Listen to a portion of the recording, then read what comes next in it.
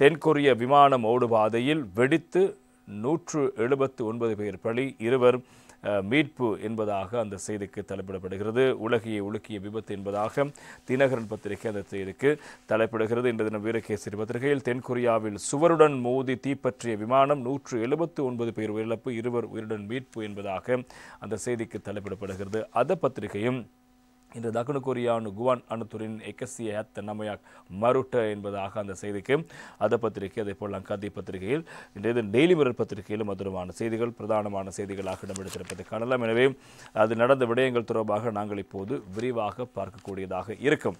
தென்கொரிய விமான நிலையத்தில் தரையிறங்கிய பயணிகள் விமானம் ஒன்று விபத்துக்குள்ளானதில் 179 பேர் உயிரிழந்திருக்கிறார்கள், 2 உயிரோடு மீட்கப்பட்டிருக்கிறார்கள். தாய்லாந்தின் பாங்காக் நகரிலிருந்து 175 பயணிகள் மற்றும் 6 விமான உத்தியோகத்தர்கள் உட்பட 181 பயணிகளோடு முவான் விமான நிலையத்தில் தரையிறங்கிய ஜெஜு ஏர் விமான சேவை நிறுவனத்தின் செயற்படுத்தப்பட்டு வந்த 15 ஆண்டுகள் பழமையான போயிங் 737-800 விமானமே இவ்வாறு விபத்துக்குள்ளாகி இருக்கிறது. பயணிகளில் 173 தென்கொரிய பிரஜைகளும் 2 தாய்லாந்து நாட்டவர்களும் உள்ளடங்குகிறார்கள். விமானம் ஓடுபாதையை விட்டு விலகி சறுக்கி சென்று சுவரொன்றில் மோதி தீப்பற்றி எரிந்திருக்கிறது. விபத்துக்கான காரணம் என்னவென்பது இதுவரை உறுதிப்படுத்தப்படவில்லை. பறவைகளோடு மோதியமை மற்றும் மோசமான காலநிலை என்பன விபத்துக்கான காரணமாக இருக்கலாம் என தெரிவிக்கப்படுகின்றது. விபத்தில் விமான பணியாளர்களான ஆணொருவர் பெண்ணொருவர் உட்பட 2 உயிர் தப்பியிருப்பதாகவும் அவர்கள் விமானத்தின் சிதைக்கதவுகளில் இருந்து மீட்கப்பட்டுள்ளதாகவும் மீட்புப் பணிகள் தொடர்ந்து மேற்கொள்ளப்பட்டு வருவதாகவும் அங்கிருந்து வரும் செய்திகள் தெரிவிக்கின்றன.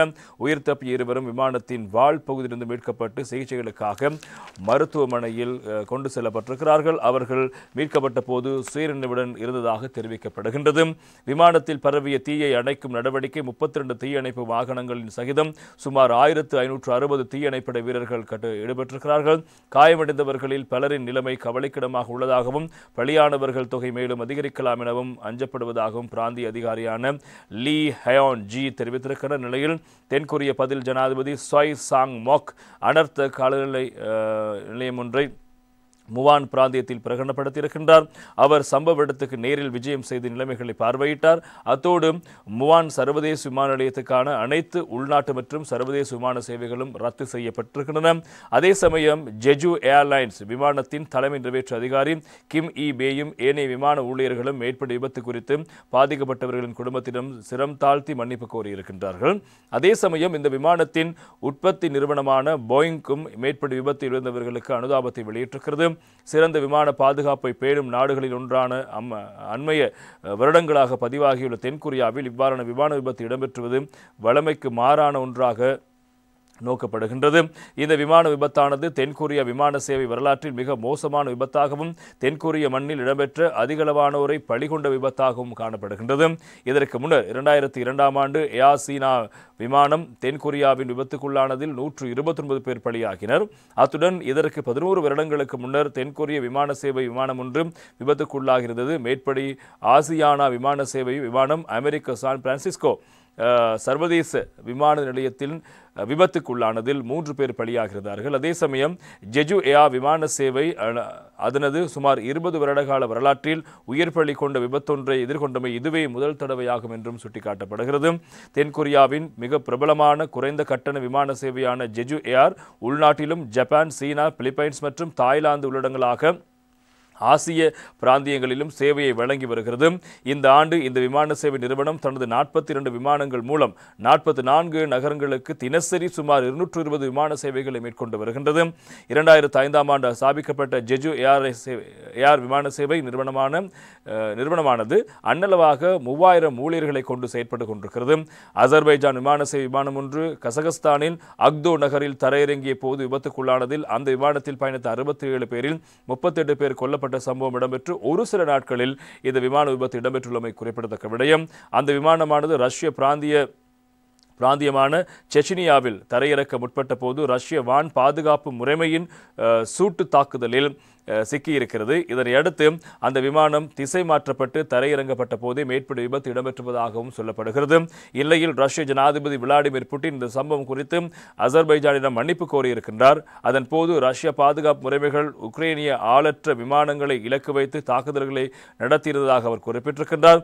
இது இவ்வாறு இருக்க KLM ராயல் டச் ஏர்லைன்ஸ் விமானம் சேவையின் போயிங் 737-800 விமானம் ஒன்று நேற்று முன்தினம் சனிக்கிழமை நோர்வேயின் தலைநகர் ஒஸ்லோவில் உள்ள டோப் சான் டிபிச்சோட் விமான நிலையத்தில் ஓடுபாதையிலிருந்து விலகி பற்றைகள் சறுக்கி சென்று விபத்துக்குள்ளாகிறதுமை குறிப்பிடத்தக்கது. ஆனால் அந்த விமானத்தில் பயணித்த 176 பயணிகளும் 6 விமான ஊழியர்களும் எதுவித பாதிப்புமின்றி உயிர் தப்பியிருக்கிறார்கள் என்பது முக்கியமான செய்தியாக இருப்பதை காணலாம். எனவே அண்மை காலங்களில் இடம்பெற்ற மிக கோரமான விமான விபத்தாக இந்த தென்கொரிய விமான விபத்து கருதப்படுகிறது. 181 பேர் இதில் பயணித்திருக்கிறார்கள். அதிர்ஷ்டவசமாக பயணி ஒருவரும் அதில் பயணித்த விமான ஊழியர் ஒருவரும் உயிர் தப்பியிருக்கிறார்கள். மேலும் இந்த விமானம் தரையிறங்குவதற்கு முன்பாக அந்த விமானத்தில் பயணித்த ஒருவர் தன்னுடைய உறவினர் ஒருவருக்கு குறுஞ்செய்தி ஒன்றை அனுப்பியிருக்கிறார்.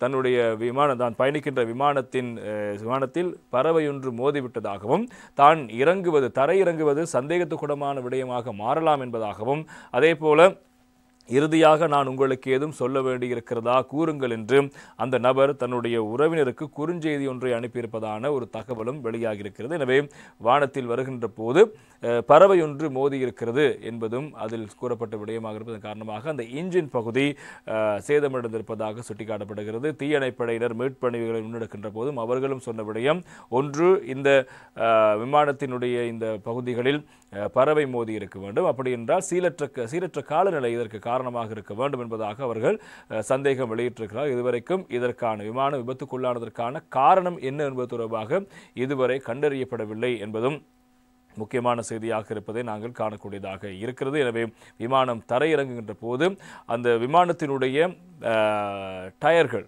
சில்லுகள் செயற்படாமல் இருப்பதை நீங்கள் அந்த வீடியோவில் காணக்கூடியதாக இருக்கும். எனவே அந்த விமானத்தினுடைய டயர்கள் செயற்படாமையின் காரணமாக விமானம் அப்படியே மோதுண்டு அருகில் இருந்த மதிலில் மோதி விபத்துக்குள்ளாகி அப்படியே தீப்பற்றி எரிந்திருக்கிறது என்பது முக்கியமான செய்தியாக இருப்பதை நாங்கள் காணக்கூடியதாக இருக்கிறது.